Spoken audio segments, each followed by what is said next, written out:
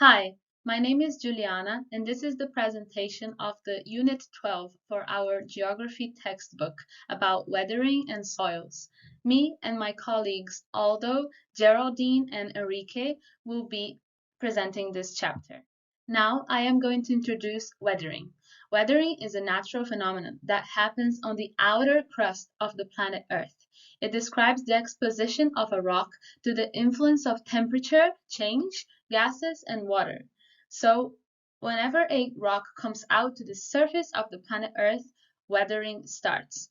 There are two main types of weathering, the mechanical and the chemical. The mechanical weathering is basically the physical breakdown of a rock into smaller pieces, and the chemical is the change of the minerals of the rock, the chemical change and its composition to stabilize the rock to its environment. And there is also a biological weathering that happens when plants and animals get in contact with the rocks.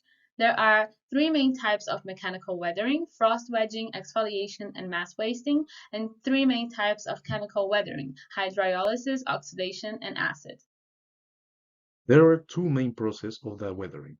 We're going to focus now on the mechanical weathering, which includes the decrease of pressure that comes from removing the overlying rock, also the freezing and constant melting of the water inside the cracks of the rock, including the formation of salt crystals inside the rocks, and moreover, the cracking of the rocks due to the growing of plants and the intervention of burrowing animals. How does the process start? Well, everything starts with the rocks that are formed tens of kilometers deep under the ground. They come up as consequence of another process, the mountain forming. This due to the constant movements of the tectonic plates close to the rocks underground.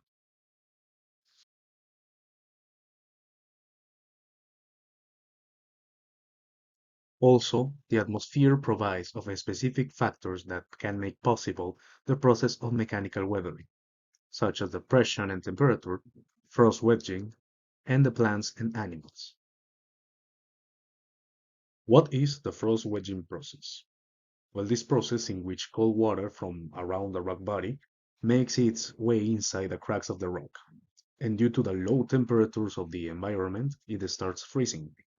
Eventually, this frozen water will expand inside the crackings enough to make them bigger and break the rock body in the process, just as the example shows. There are certain conditions that the water must have in order to make the frost wedging process possible. This process depends totally on the cold weather, or cold enough to allow the water freeze. Obviously, this process wouldn't be possible in dry or warm areas. A good indicator of successful frost wedging process could be the talus slope, which is just a slope of small rocks and rubbish that came from a cliff above it. We have mentioned the exfoliation process before, but what is this exactly? Well, it is when a small part of a rock body, sometimes of millimeters, sometimes of meters, cracks, separating this piece from the massive part of the rock body. This process is known for taking place in areas with certain level of rainfall. It is produced when the rocks get exposed to the different pressure of the surface, making it crack. After the exposition to the weather, these small rocks start to develop minerals. The exposed part of the rock dries fast. However, when the water gets into the deep cracks of the rock, they deteriorate it from the inside. Another factor of the mechanical weathering is the biologic weathering. It happens thanks to the plants and the intervention of the bugs and certain burrowing animals. Naturally, that this process in both types of interventions is different. For example, with the plants, the roots of a tree growing around the rock body can make their way inside the rock and breaking it progressively. On the other hand, with the animal's intervention, they can burrow the surface soil until they get the rock body exposed and begin the whole process of weathering.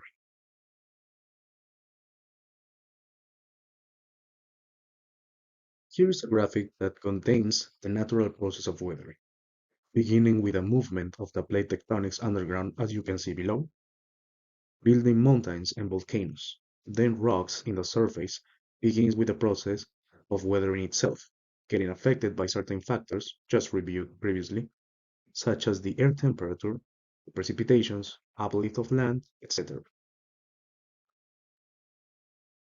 Alright, so the last topic we have to discuss about is the mass wasting, also known as slope failure. In simple words, this is the movement of dust and small rocks after weathering all over the earth. This due to the intervention of environmental factors like gravity, water, or wind. Among its features, it can be said that it's a continuous process that can take a few seconds and sometimes hundreds of years to conclude. It's actually taking place right now while we're talking. This process also can be in land surface and under the water. It has also seen happen on the planet Mars, on the planet Venus, and Io, one of Jupiter's moons. In dry places or with a lot of rainfall, this process can be slow and can be fast in places with rock slides and landslides, bringing sometimes catastrophic consequences to the area. Here in this graphic, you can see more examples, more clear examples of mass wasting. It can be seen how much it affects the land depending on what was the origin of the mass wasting. For instance, the rock avalanche in the rock slide and the lava mud after a volcano's eruption. Hi everyone, my name is Hanji and I'm gonna talking about the chemical weathering. The chemical weathering results from chemical changes to the minerals that become unstable when they are exposed to the surface condition. Changes that take place are highly specific to the mineral and environmental conditions. The degree of chemical weathering is greatest in warm and wet climates and least in cold and dry climates. The important characteristic of surface conditions that lead of chemical weathering are the presence of water in air or in the ground surface, the abundance of oxygen and the presence of a carbon dioxide which produces with carbonic acid when combined with water. In the next formula, we have water plus carbon dioxide in the atmosphere, combining to create the carbonic acid. Then carbonic acid dissociates to form like hydrogens and carbonate ions. The amount of the carbon dioxide in the air is enough to make only very weak carbonic acid, but there is a typically much more CO2 or carbon dioxide in the soil. Um, so water that percolates through the soil can become significantly more acid. Also, is two types of chemical weathering. For one side, some minerals become alternate to the other minerals. For example, feldspar is altered by hydrolysis, making the clay minerals. And for the other hand, some minerals dissolve completely and their components go into solution. For example, the calcite is soluble in acid solutions. The other silicate minerals can also go through hydrolysis, although the result would be a little different. For example, pyroxene can be converted to the clay minerals chloride and or smectite, and olivine can be converted to the clay mineral serpentine. And that kind of examples could be happening with different minerals. Other chemical weathering is hydrolysis. Whenever water reacts with another chemical compound, the process is called hydrolysis. Hydrolysis takes place when the acid rain reacts with the rock-forming minerals such as feldspar to produce a clay and salts they are removed in the solution. The only common rock-forming minerals that is not affected is quartz, which is chemically resistant minerals. That is why quartz and clay are the two of the most common minerals in the sedimentary rocks. Also, the hydrolysis reaction between hydrogen and hydroxide ions in water and the minerals in the rock. The hydrogen ions in the water reacts with the minerals to produce the weak acids. Other process from the chemical weathering is the oxidation. The oxidation happening when the oxygen and water react with the iron-rich mineral and weaken with the structure of the minerals. When rocks, particularly those with iron in them, are exposed to the air and water, the iron undergoes oxidation, which can weaken the rocks and make them crumble. Iron, or commonly known like a mineral, becomes red or rose colored when it is oxidized. Other process from the chemical weathering is the acid. Water contains many weak of acids such as carbonic acid. This weak but abundant acid is formed when the carbon dioxide gas from the atmosphere mixes with the rainwater. Sulfur dioxide and nitrogen gases create other type of acid rain and acts like a chemical weathering agents.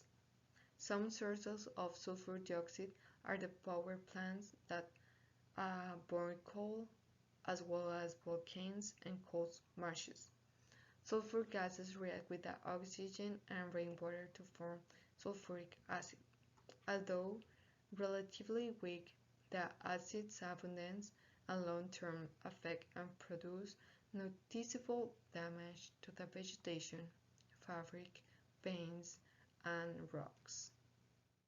To conclude the first part of this presentation about weathering, explained by my colleague Aldo, we can affirm that the mechanical and the chemical processes of weathering create sedimentary rocks and soil.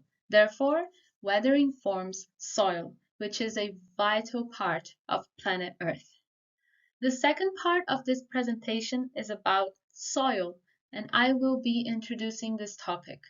Soil is a mix of minerals, organic matter, and empty space. In its composition, it's 45% minerals, 5% organic matter, and 50% empty space. This empty space is filled with air and water. The mineral part of the composition of soil is dominated by clay and quartz, along with feldspar and rocks. Overall, soil is mostly sand, silt, and clay. The soil composition depends on climate because weathering types vary by climate. Warmer climate equals to more chemical weathering, which equals to more clay. Hi, so I'm gonna talk about of the creation of soil, how the soil forms, and the many elements that contributes to the creation of a healthy soil. As you know, soil has a lot of organic material, has a lot of different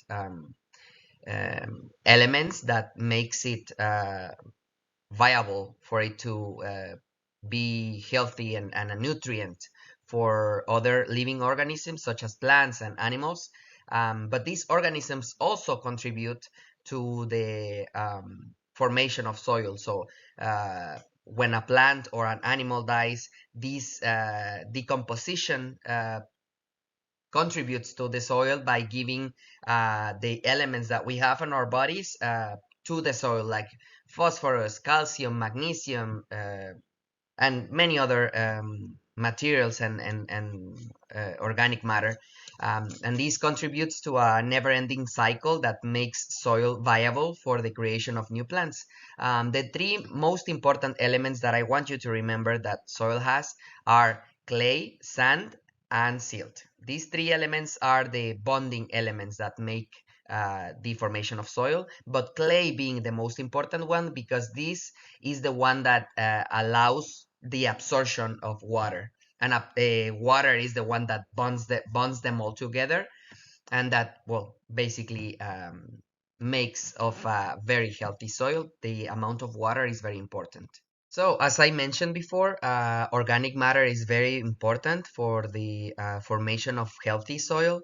And as a slices, soil forms through the accumulation and decay of organic matter, and both mechanical and chemical weathering processes that were described by my friends before me. But these factors not only make healthy soil, there are many different variations of soil, and the different types of soil also contribute to the generation of different plants. So as if the soil is diverse, it also produces plants and animals that are diverse.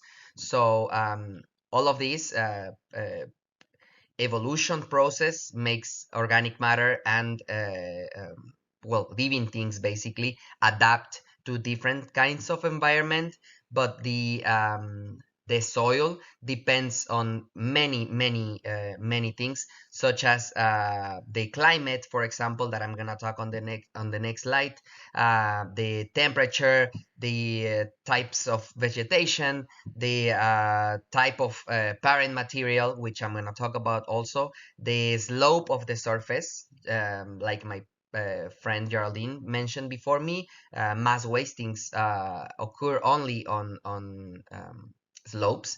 So, and also the amount of type available for the slope to be created. How does the climate affect the creation of soil? As you can see on the image, too much water creates different types of soil. For example, if there's too much water, the soil tends to be a little more acidic, and it produces different types of vegetation. If there's too much accumulation of water, because one thing is for it to be a lot of water, like in rainforests, for example, where there's a lot of rain throughout the entire year. But there's also conditions that allow for water to be um, uh, stored on just one place, which is the swampy conditions.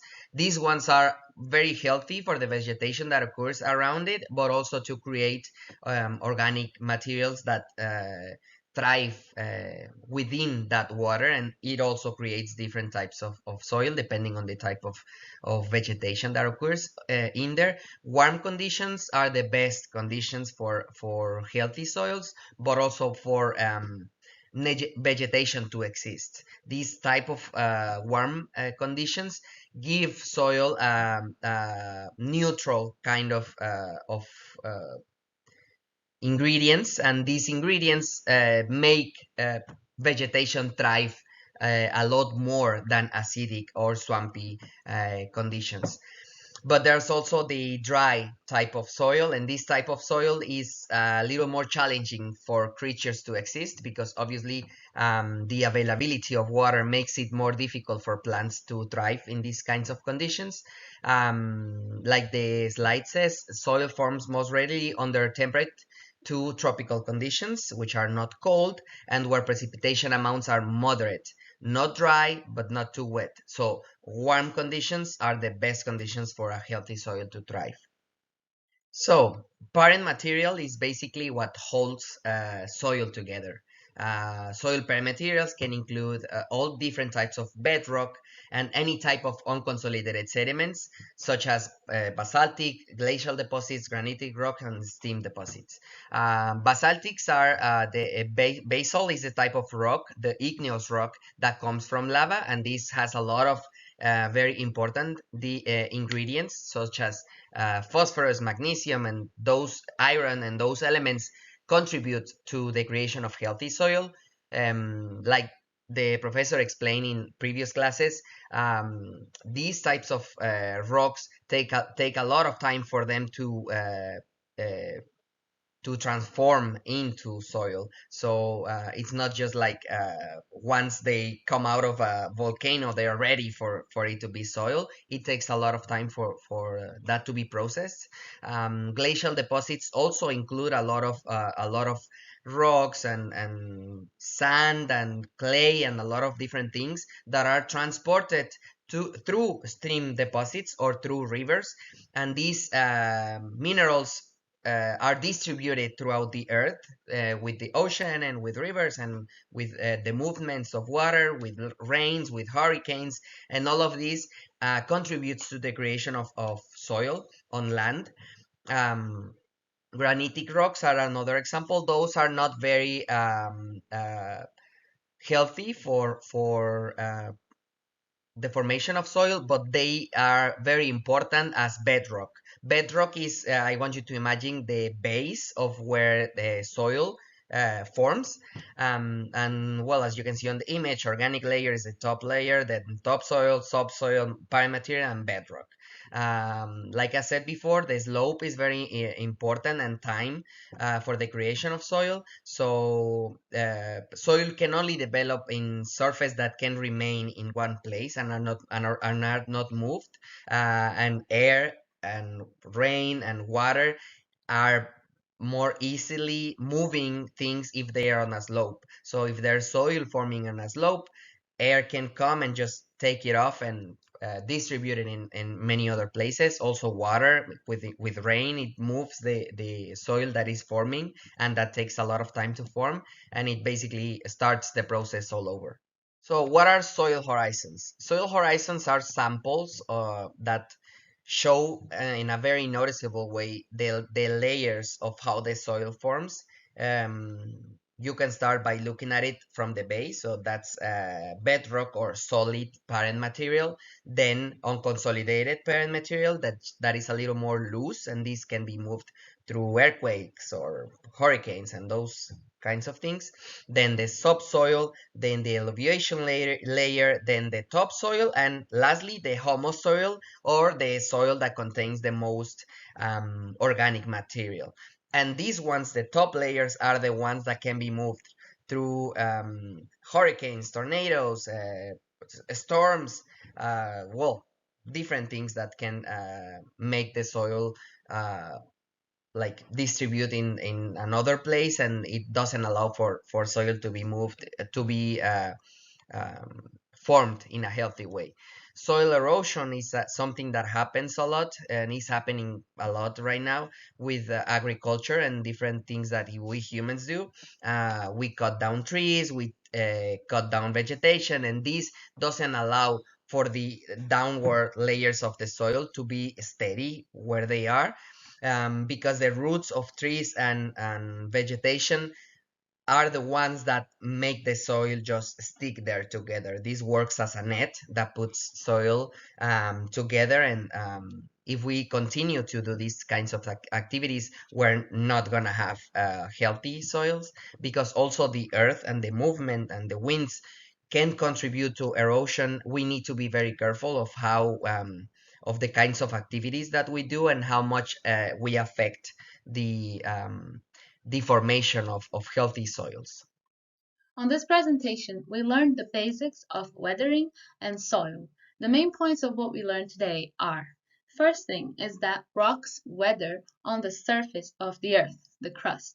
The second point is that mechanical weathering can be exfoliation, freeze-thaw, salt crystallization, and the effects of plant growth on the rocks.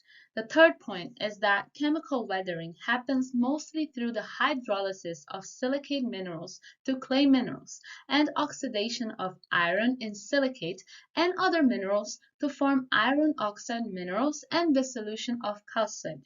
So it's a lot of chemical transformation in rocks. From that, we learned the fourth point is that soil is a product of weathering and erosion together. We know that soil contains quartz, clay, iron, oxide minerals, rock fragments, and a high concentration of ions. And the fifth point that we learned in this presentation is that there are four main factors that control the formation of soil, which are the climate, the lithology, the slope, and the time available. Thank you for watching this presentation. The content was retrieved from a textbook called Physical Geography by Professor Jeremy Patrick.